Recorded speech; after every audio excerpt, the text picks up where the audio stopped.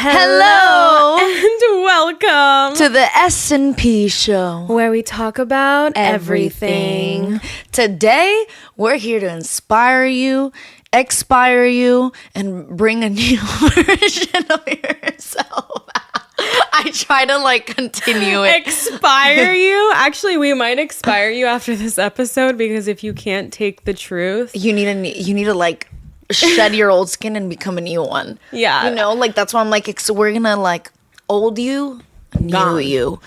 I'm bringing new you in. 2025 was the year of the snake. And you. she was slithering out, getting out of her skin. Shedding that old, crusty, dusty skin. Crusty, dusty skin. I think that truly, I was born the year of the snake, and this last year, I really did shed off people. I shed off old habits. I shed off old versions of myself that I was afraid of following me my whole life. Baggage, past. And yeah, all of it. It's demons, done. Everything. I feel really good about it. And this year is the year of the horse, and we're just gonna gallop away into the sunset. Ooh, this is the year of the horse. Yeah. I love horses. Are you a horse girl too? I'm a horse girl. I love horses. I'm gonna buy you a horse one day. We're gonna name her genre. For you, what does inspiration mean? As a writer, as a songwriter, singer, music creator? Inspiration for me is something that you find. Something that you're always looking for, seeking out to make you want to create. I like that. And that's something that you always have to keep in mind when people are like, I don't have inspiration right now. I have to be in that zone. I think that's all bullshit. I think that's fake. I think that's an excuse because as an artist, as a human being, you shouldn't expect a wave of some glory god to wash ocean, over you. The seas to split and shit, and that's your sign. Exactly.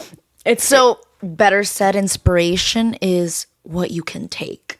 Yeah, I actually like that. What you can take, because you can find and take anything from anywhere. Yeah. So that's a main point today, that inspiration is absolutely everywhere. It is everywhere. God is everywhere. Inspiration is everywhere. And every experience you have is material for you to just pull from to create and write and sing and do all kinds of things. Coffee is hitting me right now. I'm actually not okay. I think a lot of people have a misconception that inspiration is what you were saying, that it needs to come in it needs to fall on your head like an apple or spark. I agree with you. I think that what we were saying is inspiration is not going to just wash over you. It's not a sign from God or whatever. Sometimes it's really strong, but that doesn't mean that there isn't inspiration to be found in other places or in other times that you may feel what do I do? Okay, I'm going to give you a scenario and you're going to tell me what you would do. If you wake up one day and you're feeling groggy, you're feeling tired, you're feeling like you don't want to do anything, what do you have to do to get yourself out of that? Do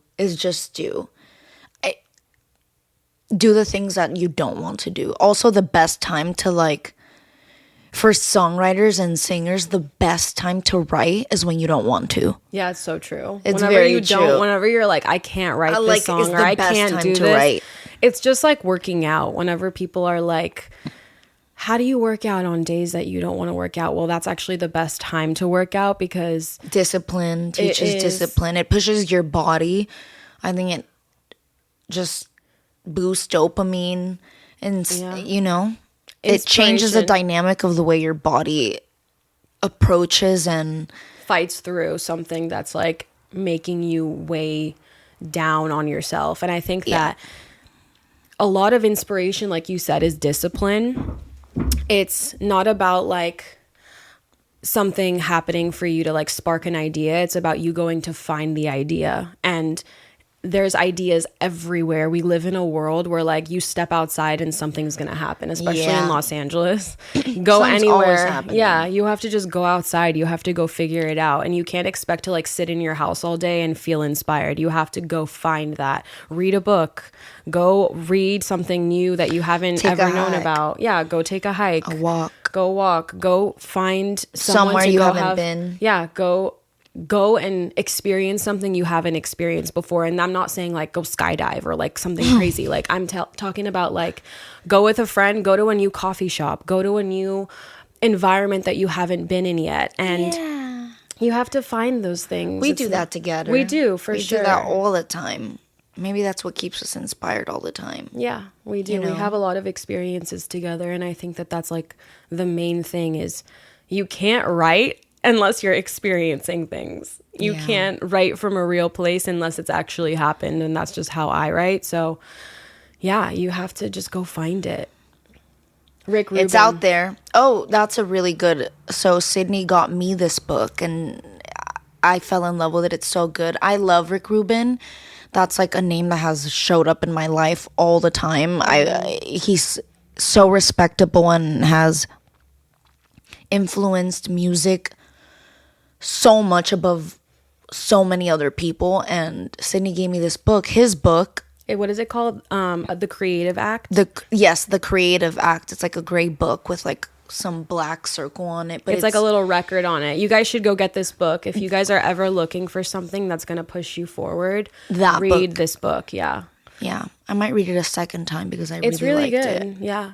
It's super easy, but what do you feel like you took from that? See, kind of what we were saying earlier is that everything that you experience in your life is resource for you to paint your life and paint a picture. And all of it is used for inspiration. And that inspiration literally isn't something that you necessarily wait for it to come or look for. It just, you take it in your day-to-day experience and how you absorb color, light, feelings, people, you know, true. All of it. So that's what it really teaches, is that you are one with the art. Yeah. You're one with the world. You are the world. So it really opens your mind. That's a really good book and a great gift to give somebody. Yeah, and if you know someone that loves to create, I think that that's a really great thing to get them. And in the book, it also talks about how, like, when you feel stuck, let's talk about writer's block. Yeah. That was a good segue. I like that. Writer's block, to me, is an excuse. Whenever someone's like, I have writer's block right now, or I can't write, or I'm like, you can sit in front of the page and nothing's coming out of you. It's really just pushing yourself and trying to do everything possible to not judge yourself in the midst of making something that might not be great. You know, like, you're not going to always make something that you're going to impress yourself with. That's very rare. Not everything is going to be a hit song. Yeah, and you're going to make a lot of things that aren't great. And that's just the part of growing and writing and like practicing any skill and wanting to get better at it. Yeah, you're going to constantly find yourself hitting a wall, but we don't think writer's block is real. Yeah, I don't think it is. I understand, like, maybe, but it's like you said, you may not be happy with the result, but that doesn't mean that there's nothing coming out of you, you know? Like, something is bound to come out of you. Open your mouth and a sound comes out, you know? Write a couple words and words will come out. Yeah. Just because you're not satisfied with them doesn't mean that there's no inspiration and no worth. Yeah. Yeah. And I think it's more of like people that are like, I have writer's block, or how do I finish my songs, or how do I finish anything I start? I'm not doing it. Just do it and work them. You have to just like be okay with sucking. You have to be okay with not being the greatest. And that's a lot of ego. Like, anyone that's like, I'm hitting a wall, or I can't write this. I'm like, that's your ego getting in your way of like, because whatever you have to write has to be this like amazing prophecy and it has to be amazing. Yeah, that is your ego getting in the way. You have to just like be okay with writing something that's not great. And not with just writing, with anything that you go in with life is like, you just have to go with the flow and try it and do it. There's people that write like in Nashville, they don't play around. They're writing like 10, 12 songs a day. And out of those songs that they're writing every day, outputting so much content, outputting so much energy into that, how much of that do you really think is going to be a hit song? It's because you're writing so much. It's like quantity. You're going to have to put out so much to get one thing that's good. Yeah. And that's the same thing with like posting. Again, like you're not going to post everything and love everything you post. And you're not going to sound great singing every single time. And it's just, nothing is perfect. You know, all of the posts that have gone viral of mine are the ones you cared about the least. Yeah. It's always the ones that I don't give a shit about. I'm just like, okay, I'll post it. And then I wake up the next morning and there's 1 million views on it. And I'm just like, what? How? Why? But I think it's just this thing of detaching yourself from whatever, the outcome. from whatever it could be or what it could turn out to be. Just like, no one's ever going to know what a hit song is. That's for the world to decide, not for one person or a group of people to decide. You have to have so many people seeing that for them to decide what it is and what it's not. So I think that has a lot to do with it. Yeah, she's right, guys. You're very much right, though. What's the last point? I was going to say, how do you get yourself out of this feeling of like being blocked? Besides going out and experiencing things, like what would you do if you were blocked or whatever? I think maybe, so once you kind of like train your brain and understand the fact that writer's block isn't necessarily a real thing, and you kind of train yourself into always just doing anyways, and this moment that maybe some people may feel that they're stuck and don't know how to push through or walk over this obstacle kind of fades out when you constantly remind yourself to just do it, even if it sucks, to get past that feeling that you can't write or you're having writer's block, you're not inspired. So that has helped me a lot over the years. Now I don't stumble so much because I've practiced telling myself like, no, it's okay, like something will happen. So then now I'm kind of at a place where it's more about like, let's rework this until it works. Yeah. There's, you know what I mean? Or just like, trying everything. Yeah. And it's really about like your mindset and how far you can push yourself. And it's like people putting limits on themselves that don't exist.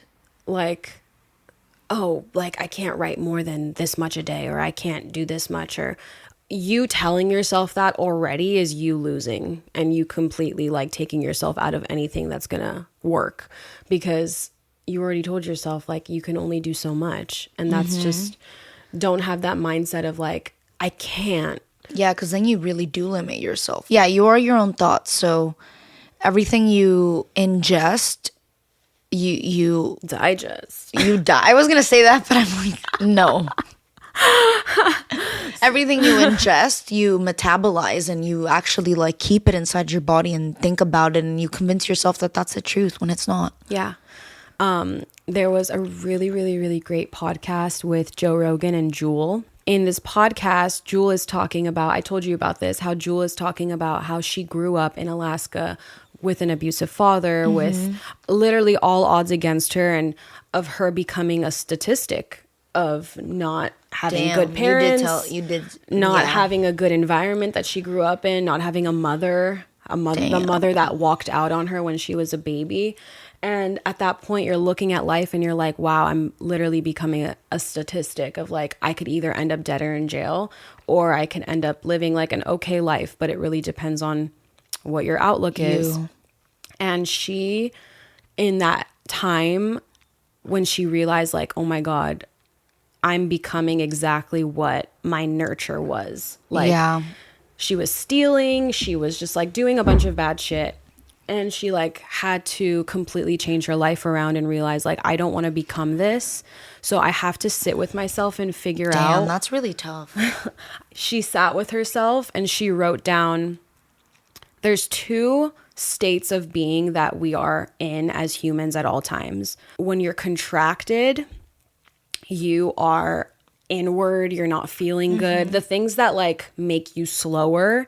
And then when you're dilated, it's the things that make you excited, the things that make you want to try.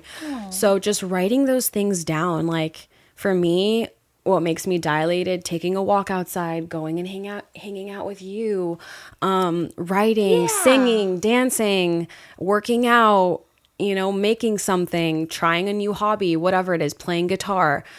And then the things that make me feel contracted are drinking, smoking, staying inside all day, watching TV all day, or being in bed too long, waking up too late, or whatever it is. Like everyone has their thing, but just, it's all habit.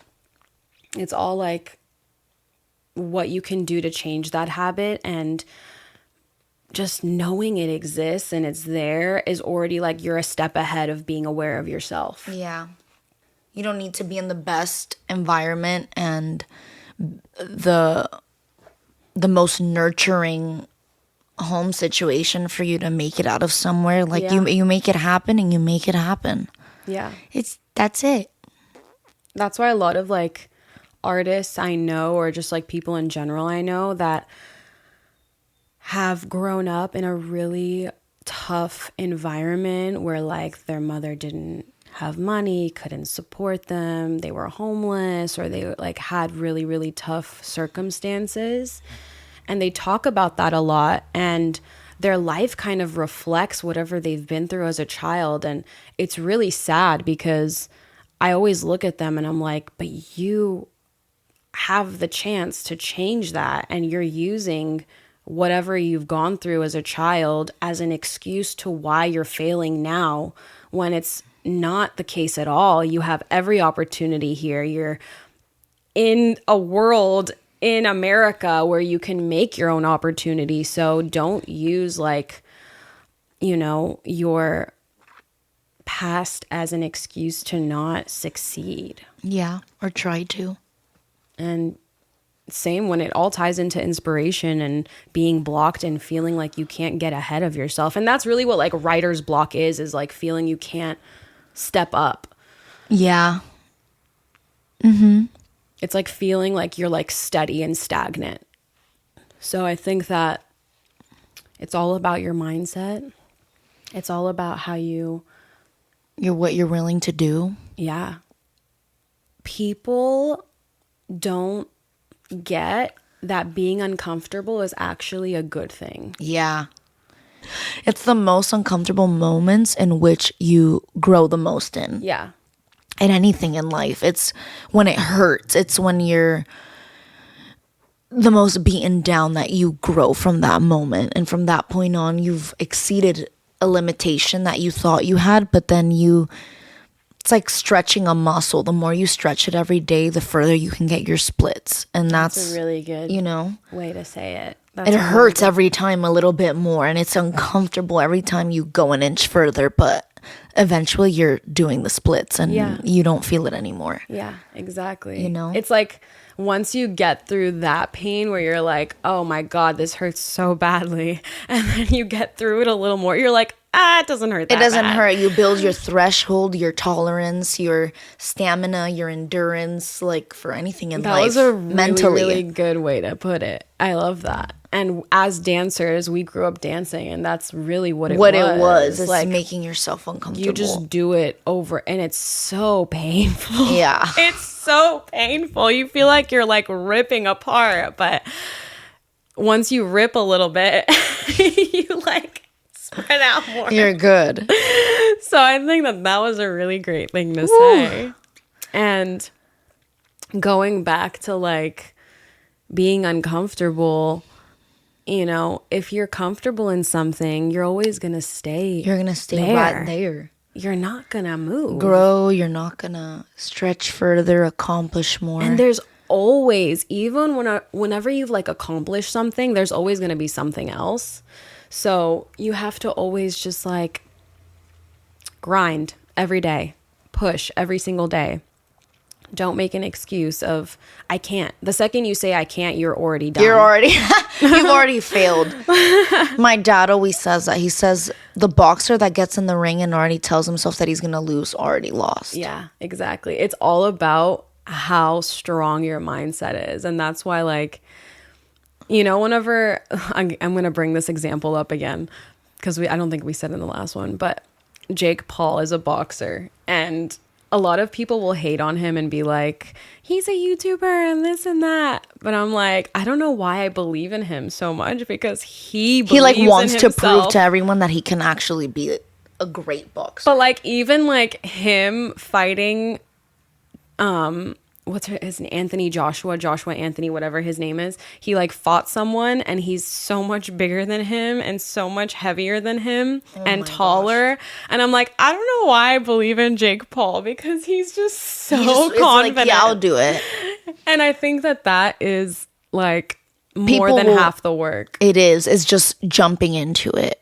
Yeah. It is more than half the work. People are already going to believe in you and kind of bet on you because you were the one willing to jump in and do it. Yeah, exactly. So yeah, jump in.